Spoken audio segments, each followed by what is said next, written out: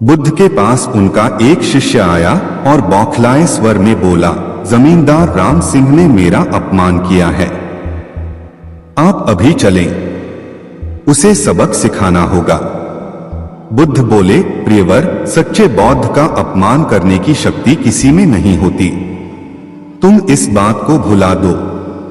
जब प्रसंग भुला दोगे तो अपमान कहां बचा रहेगा।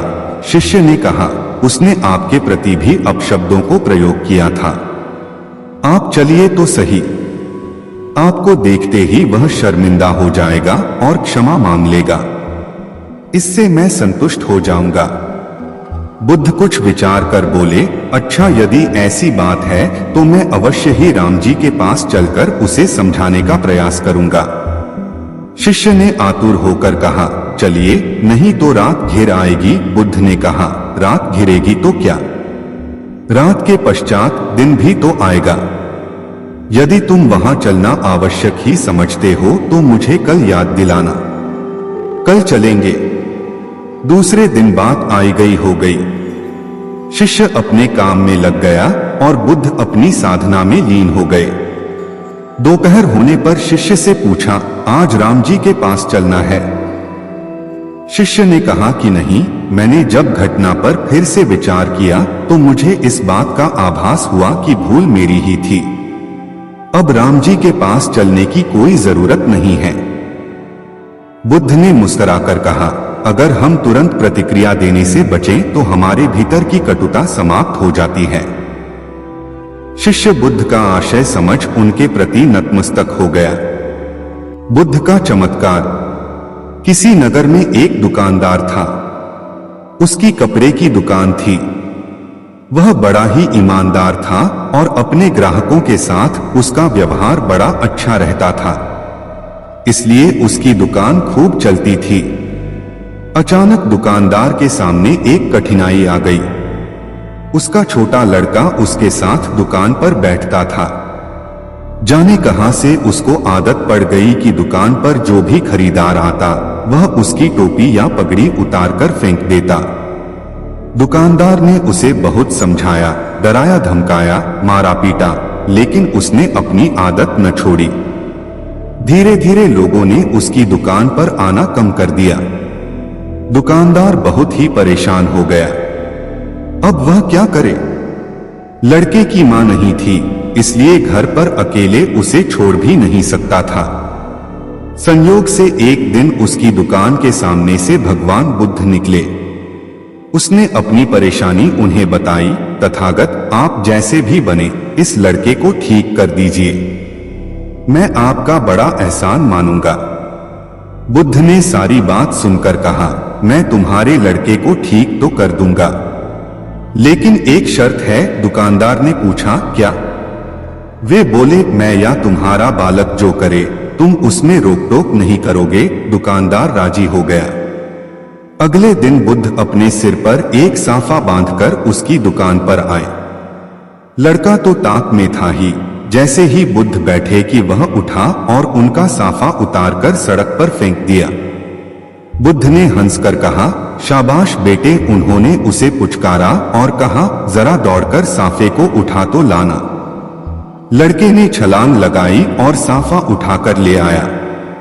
बुद्ध ने कहा, मेरे सिर पर इसे बांध दो। लड़के ने उसे उल्टा सीधा करके सिर पर लपेट दिया। दूसरे दिन बुद्ध फिर उसकी दुकान पर आए। उनके सिर पर साफा था, पर वे दुकान के सामने एक लकड़ी और छोटी कुल्हाड़ी डाल आए थे। दुकान पर आते ही उन्होंने लड़के को अपने पास बुलाया और कहा, बेटा, उस कुल्हाड़ी को उठाकर जरा लकड़ी के टुकड़े कर देना। दुकानदार ने सुना तो वह बड़ा घबराया। कहने को हुआ कि महाराज, आप यह क्या करवा रहे हो? लड़का अपना पैर काट लेगा, पर वह कुछ न बोलने का वचन जो दे चुका था। लड़के ने कूदकर कुल्हाड़ी उठा ली और लकड़ी को काटने लगा। वह थोड़ी ही देर में थककर लौट आया और बुद्ध के पास बैठ गया। बुद्ध ने 7 दिन तक उससे कुछ न कुछ कराया। उसके बाद बच्चे की साफा उतारने की आदत एकदम छूट गई। दुकानदार चकित रह गया। उसने बुद्ध से कहा, तथागत, आपने यह क्या चमत्कार कर दिया? बुद्ध बोले, हम लोग दिन भर में बच्चे से बीसियों बार कहते हैं यह मत कर, वह मत कर, लेकिन एक बार भी यह नहीं कहते कि यह कर। बालक कुछ करना चाहता है। तुमने देखा, जब जब मैंने तुम्हारे लड़के को कुछ करने को कहा, उसने कितने आनंद से उस काम को किया। दुकानदार ने भगवान बुद्ध के चरणों में गिरकर अपनी भूल स्वीकार कर ली। उस दिन से उसका बिगड़ा बालक सुधर गया। उपकार। भगवान बुद्ध अक्सर अपने प्रिय शिष्यों को उपदेश देते समय कोई न कथा अवश्य सुनाते ताकि उनके उपदेश सरलता से समझ सकें। ऐसी ही एक कथा भगवान बुद्ध ने अपने शिष्यों को सुनाते हुए कहा। एक स्त्री थी, उसकी आंखें चली गई। पहले एक गई, फिर दूसरी। वह बहुत परेशान रहने लगी। पति अपनी अंधी पत्नी का बोझ कब तक उठाता। वह उससे अलग रहने लगा। उसकी छोटी लड़की ने भी उससे मुंह मोड़ लिया। स्त्री हर काम के लिए पराश्रित थी, पर उसे कौन सहारा देता। ऐसी हालत में उसकी एक पुरानी सहेली उसके पास आकर रहने लगी, लेकिन उसका व्यवहार बड़ा अजीब था। वह स्त्री जब पानी मांगे तो एक बार पिला देती, दूसरी बार मांगने पर कह देती, मैं तुम्हारी नौकर नहीं हूं, उठो घड़े से लेकर अपने आप पी लो। वह कपड़े मांगती तो एक बार दे देती, दूसरी बार मांगने पर कह देती, अलमारी में रखे हैं, जाओ अपने आप ले आओ। कभी उसका मन घूमने का होता तो एक बार साथ चली जाती, दूसरी बार जाने की बात आती तो कह देती, मुझे काम है, तुम अकेली घूम जाओ। अंधी स्त्री मन महसूस कर उठती और अपने काम करती।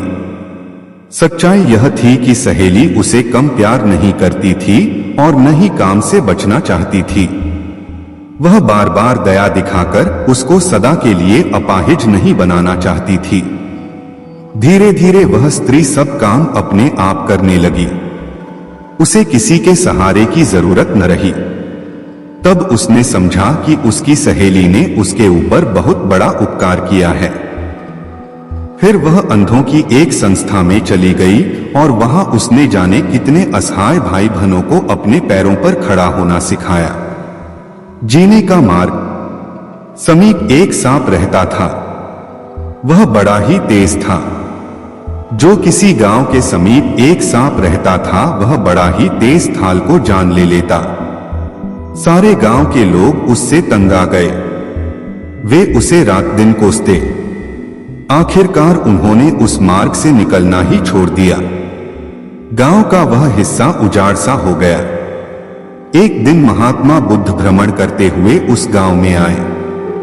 लोगों ने उस सांप के उत्पात की बात उन्हें बताई। गांव वालों की बात सुनकर बुद्ध सांप के पास गए और उसे समझाते हुए बोले, यह जन्म बार बार नहीं मिलता। ऐसा जीना किस काम का कि लोग गालियां दें। सांप ने पूछा, मैं क्या करूं? बुद्ध बोले, तुम हमला करना छोड़ दो, सबके साथ प्यार का व्यवहार करो। सांप ने उनकी बात मान ली। उस दिन से वह खुले मैदान में चुपचाप पड़ा रहता। लोगों को यह मालूम हुआ तो उनका डर धीरे धीरे दूर हो गया और वे उधर से बेधड़क आने जाने लगे। अब गांव के बच्चे वहां इकट्ठे हो जाते और उसको ईंट पत्थर मारते, उसके बदन में लकड़ी चुभोते। बेचारा सांप सब कुछ सहन कर लेता। संयोग से एक दिन पुनः महात्मा उधर से निकले। उसकी बुरी हालत देखकर वे चकित रह गए। उन्होंने पूछा, अरे तुम्हें यह क्या हो गया? सांप ने सारा हाल कह सुनाया। सुनकर बुद्ध बोले, भाई मैंने तुझे काटने से रोका था, लेकिन फुफकारने से तो मना नहीं किया। जो अपने तेज को प्रकट नहीं करता, उसे कोई जीने नहीं देता है। सांप अब भगवान बुद्ध की बात समझ चुका था। असली बात समझी। उस दिन से उसने फुफकारना शुरू कर दिया। उसकी फुफकार सुनते ही बच्चे दूर भाग जाते। अब उन्होंने उसे सताना छोड़ दिया। सांप काटना पहले ही छोड़ चुका था, इसलिए लोगों ने उससे डरना भी बंद कर दिया था। अब वे सभी चैन से रहने लगे। पसीने की कमाई। एक नगर में एक गरीब ब्राह्मण अपनी पत्नी के साथ रहता था। वो भिक्षा मांगकर अपना जीवन गुजारता और भगवान की पूजा में लगा रहता था। वह उतनी ही भिक्षा मांगता जिससे उसके और उसके परिवार का पेट भर सके। उस नगर का राजा बहुत धनवान और ब्राह्मणों का आदर करने वाला था। राजा किसी भी ब्राह्मण को अपने महल से खाली हाथ नहीं जाने देता था। दूर दूर से ब्राह्मण राजा के पास आते और मुंहमांगा दान लेकर आशीर्वाद देते हुए चले जाते। एक दिन ब्राह्मण की पत्नी ने ब्राह्मण से कहा कि दूर दूर के ब्राह्मण राजा से मनचाहा दान लेकर चले जाते हैं और तुम यहाँ के यहाँ एक दिन भी राजा के पास नहीं गए। जन्म भर कंगाली कहाँ तक झेलूं? आज तुम जाओ और राजा से कुछ मांग कर लाओ। ब्राह्मण ने अपनी पत्नी को समझाते हुए कहा, तू तो बाबरी है, हमें धन की क्या जरूरत?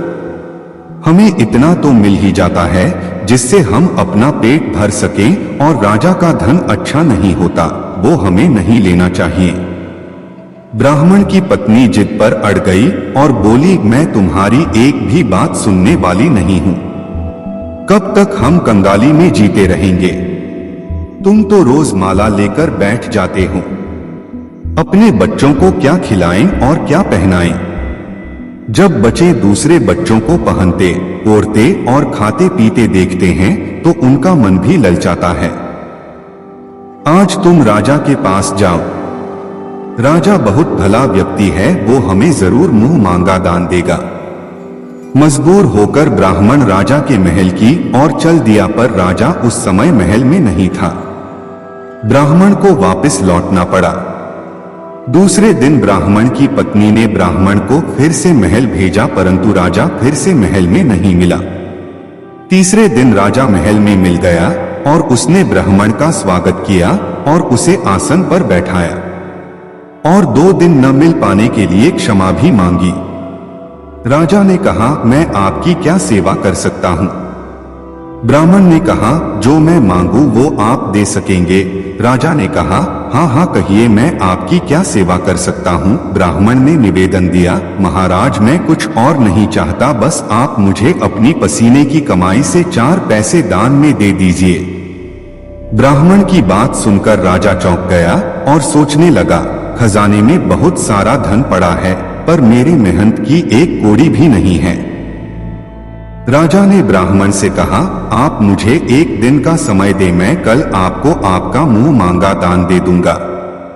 ब्राह्मण को जब खाली हाथ देखा तो पत्नी बोली, क्या हुआ? राजा ने कुछ नहीं दिया। ब्राह्मण बोला, राजा ने कल देने के लिए कहा है। ब्राह्मण की पत्नी सोचने लगी, शायद इन्होंने बहुत सारा धन मांगा होगा और राजा को इसकी व्यवस्था करने में समय लग रहा होगा, इसीलिए कल बुलाया है। दूसरी ओर राजा ने अपने राजसी कपड़े बदलकर फटे पुराने कपड़े पहने और मजदूर जैसा भेष बना लिया। जब राजा की पत्नी ने देखा और कारण पूछा तो राजा ने सब कुछ बताया। रानी बोली, मैं भी आपके साथ चलूंगी। राजा के हाँ कहने पर रानी भी पुरानी साड़ी पहनकर आ गई। इस प्रकार राजा रानी मजदूरी की तलाश में शहर निकले। लुहारों के मोहल्ले में जाकर राजा ने आवाज लगाई, किसी को मजदूर चाहिए, मजदूर। आखिर एक लुहार ने उन्हें बुला लिया जो पहिए पर हाल चढ़ाने की तैयारी कर रहा था। उसने राजा से कहा, देखो तुम्हें पहले खलात धोंकनी पड़ेगी और जब आग आ जाए उसके बाद घन पीटना होगा। फिर रानी की ओर देखकर कहा, तुम्हें कुएं से पानी लेकर होदी भरनी पड़ेगी और कोयले वाले घर से कोयला लेकर भट्टी में डालना होगा। तुम दोनों को दिन भर में 2-2 आने मिलेंगे। अगर काम पसंद हो तो बोलो, नहीं तो अपना रास्ता नापो। राजा रानी लुहार के बताए काम को करने लगे। राजा खलात धोंकने लगा पर उससे काम ठीक से नहीं हो पा रहा था। लौहार नाराज होकर राजा को ठीक से काम करने के लिए कहता। राजा जैसे तैसे अपना काम करने लगा। रानी भी कुएं से पानी भरकर लाने लगी। रानी के हाथ में फफोले पड़ गए। किसी तरह बड़ी कठिनाइयों से उसने पानी का हौज भरा। उसके बाद रानी कोयला लाकर भट्टी में डालने लगी। कोयल भरने से रानी के गोर हाथ और कपड़े काले हो गए। भट्टी में आग आने पर लुहार ने पांत भट्टी में से निकालकर पहिए पर जमाई और एक धन अपने हाथ में लेकर और एक राजा के हाथ में देकर कहा, देखो बारी बारी से धन इस पर पटकना। हाथ इधर उधर न होने पाए। राजा जोर जोर से धन पटकने लगा, लेकिन उसका निशाना ठीक नहीं बैठना था। कभी धन हाल पर गिरता तो कभी पहिए पर। मजदूरों का यह हाल देखकर लुहारिन बड़बड़ाती हुई आई और लुहार से कहने लगी, तुमने कहां से यह नौसिखिए मजदूर काम पर लगाए हैं? इनसे काम नहीं होगा। यह सस्ते मजदूर तुम्हारा सब काम बिगाड़ देंगे। राजा रानी उन दोनों की फटकार सुनने सुनने अपना काम मन लगाकर करते रहे। घन पटकते पटकते राजा का शरीर पसीन से तर हो गया और जोर जोर से सांस चलने लगी। रानी भी पानी भरते भरते और कोयला झोंकते झोंकते थककर चूर हो गई। दोनों ने पूरे दिन बहुत मेहनत की। लुहार ने राजा रानी को 2-2 पैसे दिए, जिसे वो बड़ी खुशी खुशी लेकर महल आ गए। आज उन्हें पता चला कि मेहनत की कमाई कैसी होती है। राजा ने 4 पैसे अलग रख दिए और अगले दिन ब्राह्मण को बुलाकर उसे दे दिए। ब्राह्मण राजा को आशीर्वाद देकर घर लौटा और ब्राह्मणी से कहा, लो मैं राजा के यहाँ से दक्षिणा ले आया हूँ। ब्राह्मणी खुश होकर दौड़ती हुई आई, पर जब उसने 4 पैसे देखे तो वो ठिठक कर रह गई और उन्हें दूर फेंक दिया। वो जल भुनकर ब्राह्मण से बोली, तुम जैसे दरिद्र से राजा के यहाँ जाकर भी कुछ न मांगा गया। शर्म भी नहीं आती, कहकर रूठ कर चली गई और बहुत देर तक बड़बड़ करती रही। ब्राह्मण ने उन 4 पैसों का उठाकर तुलसी घर के पास रख दिए और सोचा जब ब्राह्मणी शांत हो जाएगी तो जरूरत पड़ने पर उठा लेगी। परंतु कई दिनों तक पैसे वही रखे रहे और फूल बेलपत्र ऊपर से गिरकर मिट्टी में दब गए। ब्राह्मण और ब्राह्मणी दोनों ही उन सिक्कों के बारे में भूल गए। कुछ दिनों बाद तुलसी घर में 4 पौधे उगे। चारों पौधे बहुत सुंदर थे। यह देख ब्राह्मणी रोज उनमें पानी डाल देती। 4 महीने बाद वो पौधे बड़े हो गए और उनमें फूल लगने लगे। फूल सूखने पर इनसे मोती झड़ने लगे। ब्राह्मण और ब्राह्मणी ने कभी मोती नहीं देखे थे, वो समझे कि कोई बीज है। हर रोज कई फूल झड़ते और बहुत मोती पूरे तुलसी घर में बिखर जाते। ब्राह्मणी उन मोतियों को समेट कर घर के एक कोने में डाल देती। इस तरह वहां मोतियों का ढेर लग गया। एक दिन एक सब्जी वाली आई। ब्राह्मणी को सब्जी लेनी थी पर उसके पास पैसे नहीं थे। उसने सब्जी वाली से कहा, क्या तुम इन चमकदार बीजों के बदले सब्जी दे सकती हो? सब्जी वाली ने देखा तो वो पहचान गई कि ये तो मोती हैं। उसने खुशी खुशी ब्राह्मणी को उन मोतियों के बदले उसकी मनपसंद सब्जी दे दी। अब से हर रोज ऐसा होने लगा। ब्राह्मणी और सब्जी वाली दोनों खुश थे। सब्जी वाली यह सोचकर खुश थी कि मुझे 1 पैसे की तरकारी के बदले हजारों का माल मिलता है, और ब्राह्मणी यह सोचकर खुश थी कि इस बीजों के बदले सब्जी मिल जाती है। इस प्रकार कई महीने बीत गए।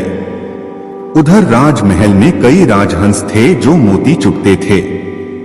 राजा का यह नियम था, जब राजहंस मोती चुग लेते थे उसके बाद ही राजा और उसका परिवार भोजन करता था।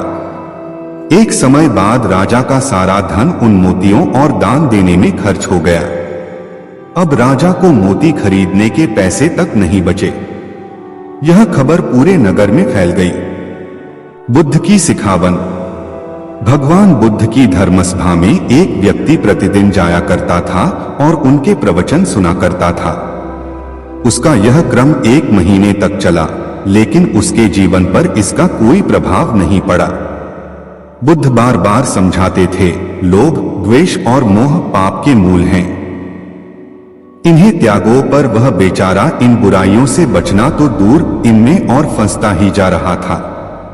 बुद्ध कहते थे, क्रोध करने वाले पर जो क्रोध करता है उससे उसका ही अहित होता है, पर जो क्रोध का जवाब क्रोध से नहीं देता वह एक भारी युद्ध जीत लेता है।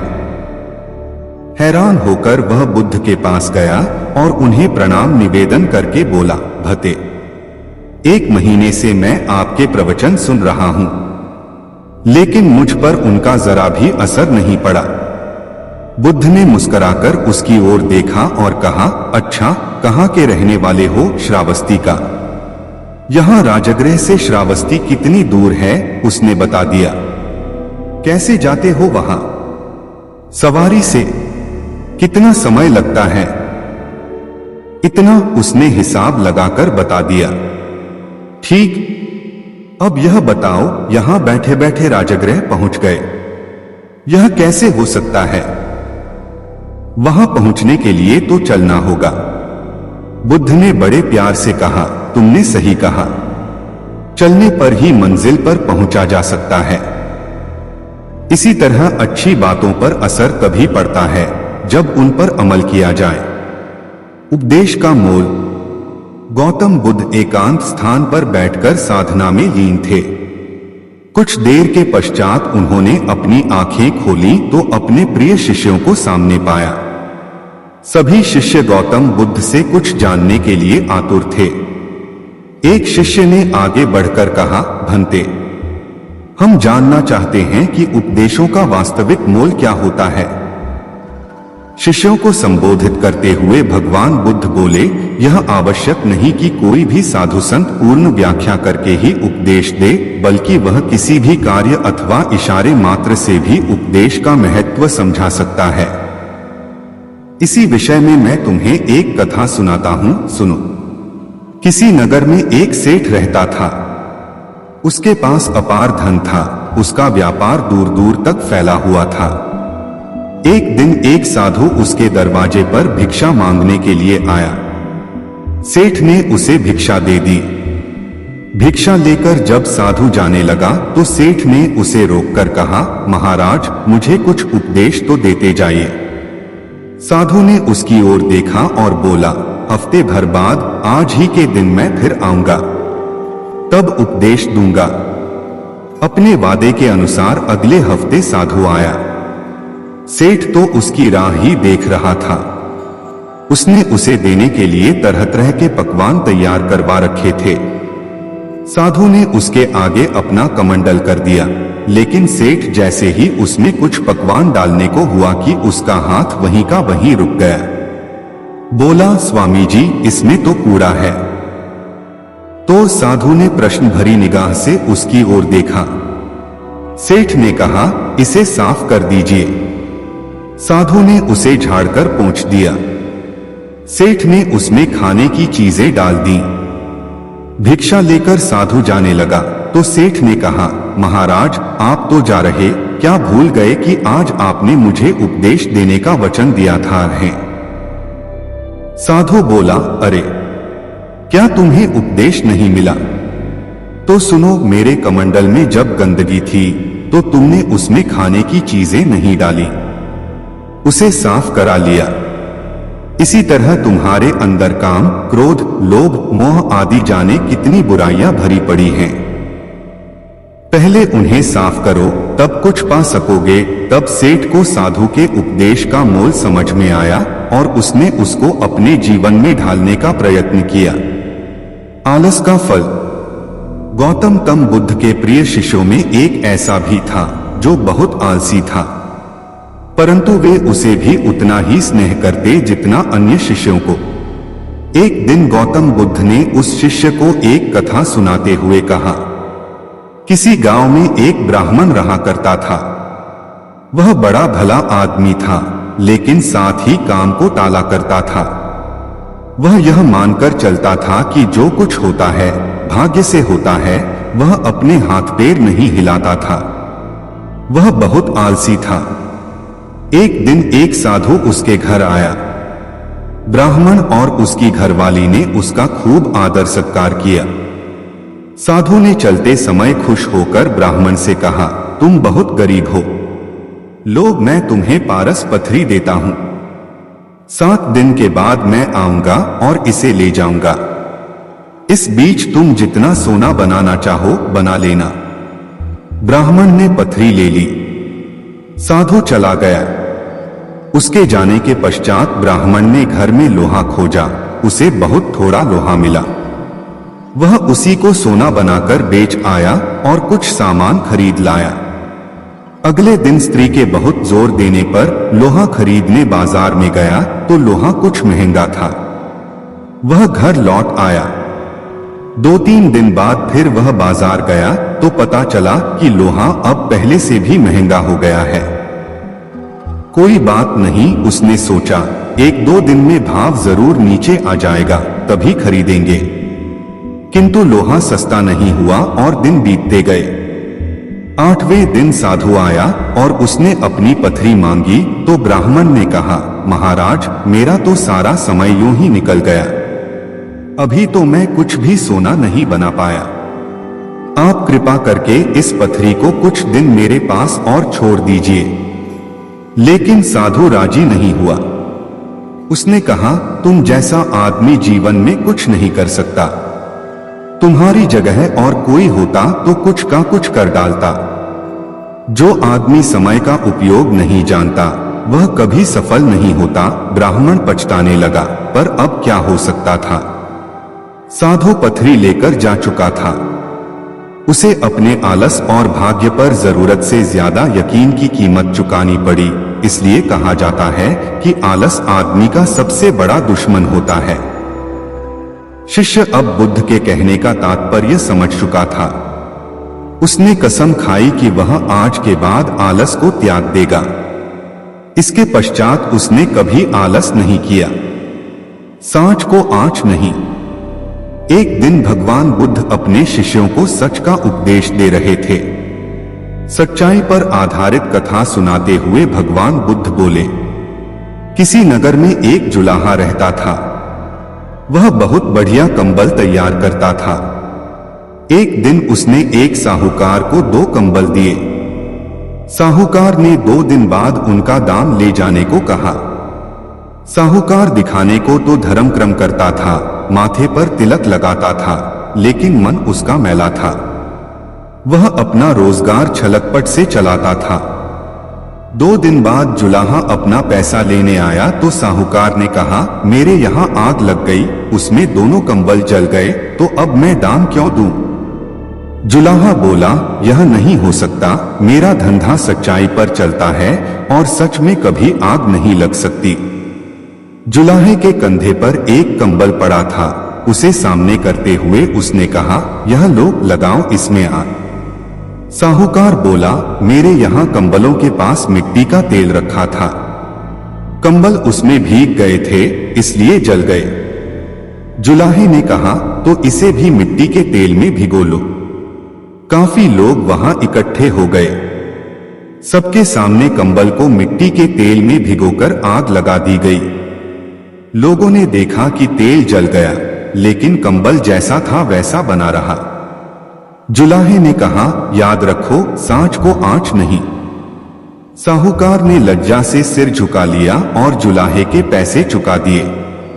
सच ही कहा है कि जिसके साथ सच होता है उसका साथ तो भगवान भी नहीं छोड़ता। पसीने की कमाई।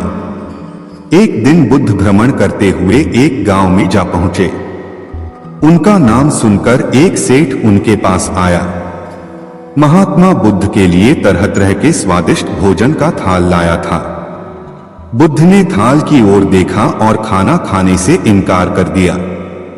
इतने में एक लुहार वहां आया। वह जौ की 2 रूखी रोटियां लाया था।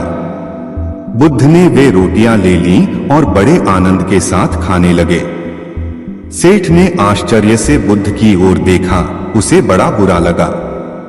कहाँ वह, कहाँ लुहार, कहाँ उसका लाया भोजन और कहाँ लुहार की 2 मोटी मोटी रोटियां।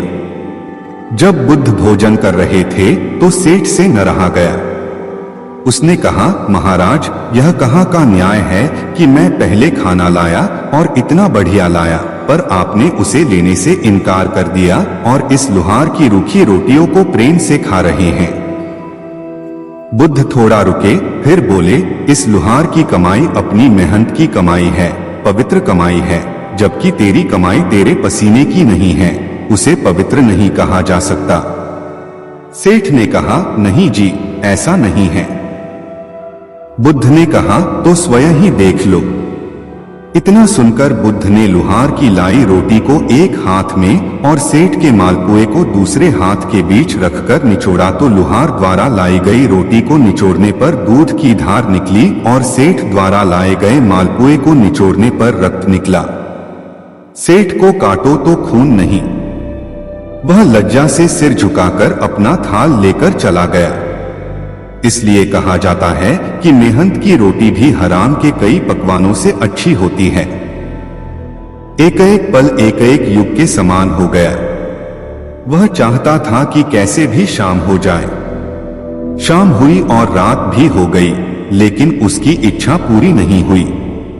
मोहरें मिलना तो दूर, हाथ में आई मोहर भी चली गई। वह सिर धुनने लगा। तभी आकाशवाणी हुई, सेठ याद रख, त्याग फलता है, लोभ छलता है। कथा सुनकर शिष्य त्याग और लोभ का मर्म जान गए। मेहनती किसान। बहुत समय पहले की बात है। रामपुरी नगरी में एक गरीब किसान रमेश और अपनी पत्नी सुनीता के साथ रहता था। उसकी फसल पूरे गांव में सबसे अच्छी होती थी। वह फसल उगाने के साथ साथ सब्जियां भी बेचा करता था। दिन भर खेत में काम करता और शाम को सब्जियां बेचता। एक दिन वह सुबह सुबह उठता है और अपने पत्नी से कहता है, सुनीता, मैं खेत में काम करने जा रहा हूं, तुम मेरे लिए खाना लाना। उसकी पत्नी कहती है, ठीक है।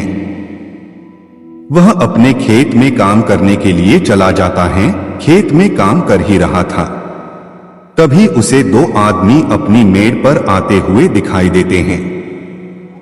वह उस गांव के जमींदार थे। रमेश के पास आकर जमींदार जी बोलते हैं, मैंने सुना है कि तुम पूरे गांव में सबसे अच्छी फसल उगाते हो, क्या तुम अपनी फसल मुझे बेचोगे? मैं तुम्हारी फसल को अच्छे दामों पर लूंगा।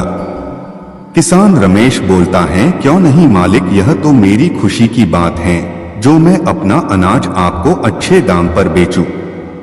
जमींदार जी बोलते हैं, ठीक है, फसल पक जाने पर हमारे कुछ आदमी आकर तुम्हारे फसल को काटकर तुम्हारे घर पहुंचा देंगे। रमेश कहता है, ठीक है मालिक। कुछ देर बीते ही थे कि उसकी पत्नी रमेश के पास खाना लेकर आती हैं। रमेश खुशी से बोलता है, अभी थोड़ी देर पहले जमींदार साहब आए थे, उनको हमारी फसल चाहिए, वह हमें अपनी फसल की अच्छी कीमत देंगे। यह सुनकर सुनीता बहुत खुश होती हैं। दोनों साथ काम कर घर चले जाते हैं। रमेश अपने खेत में कड़ी मेहनत कर अच्छी फसल उगाता है। उसकी फसल सोने जैसे चमक रही थी। यह देखकर वह बहुत खुश होता है, क्योंकि इस बार उसे फसल की अच्छे दाम मिलेंगे। फसल पककर तैयार हो जाती है। रमेश हंसिया लेकर अपने खेत में जा पहुंचता है फसल काटने के लिए। तभी वहां कुछ जमींदार के आदमी आते हैं।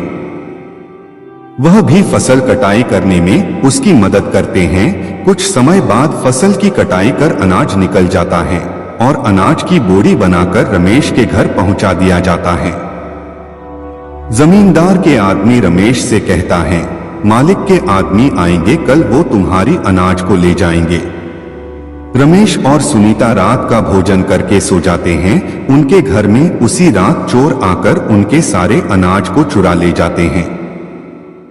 जब सुबह उन दोनों को चोरी का पता लगता है, वह दोनों बहुत उदास हो जाते हैं। वह यह सोचता है कि जब जमींदार का आदमी आएगा तो मैं उसे क्या जवाब दूंगा।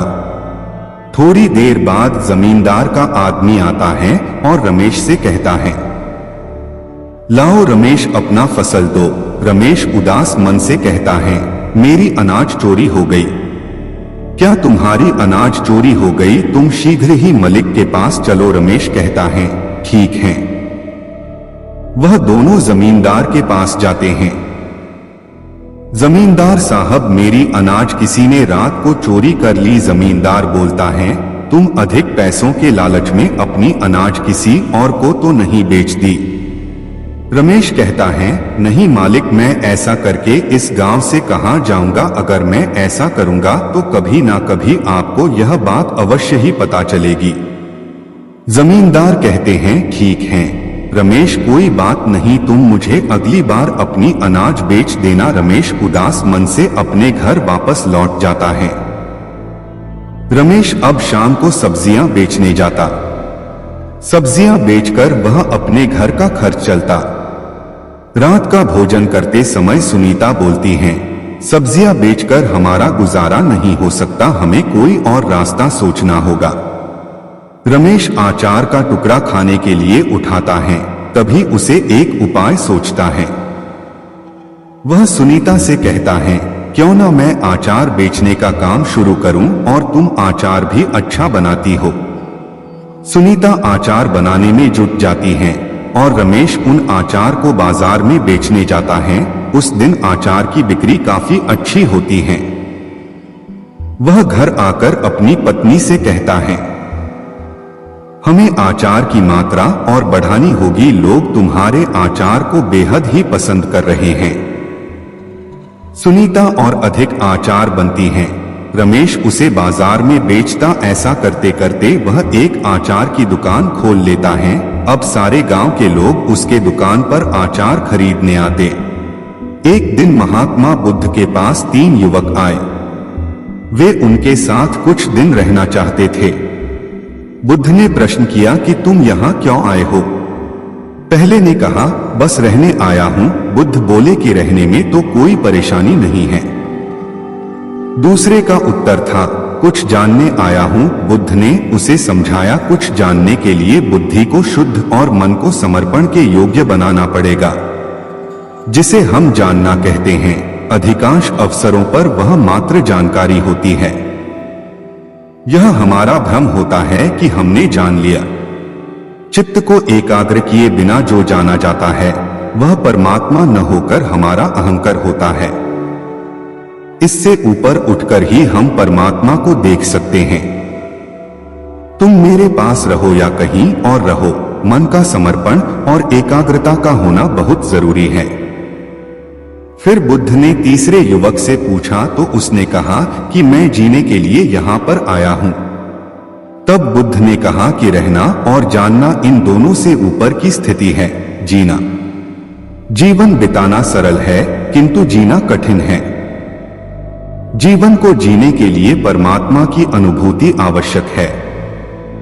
तीनों युवक बुद्ध की बातों का मर्म जान गए और उनकी बताई राह पर चल पड़े। वस्तुतः स्वयं को परमात्मा का अंश मानकर प्रत्येक कर्म को उन्हें समर्पित करना ही सही अर्थों में जीवन को सही से जीना होगा।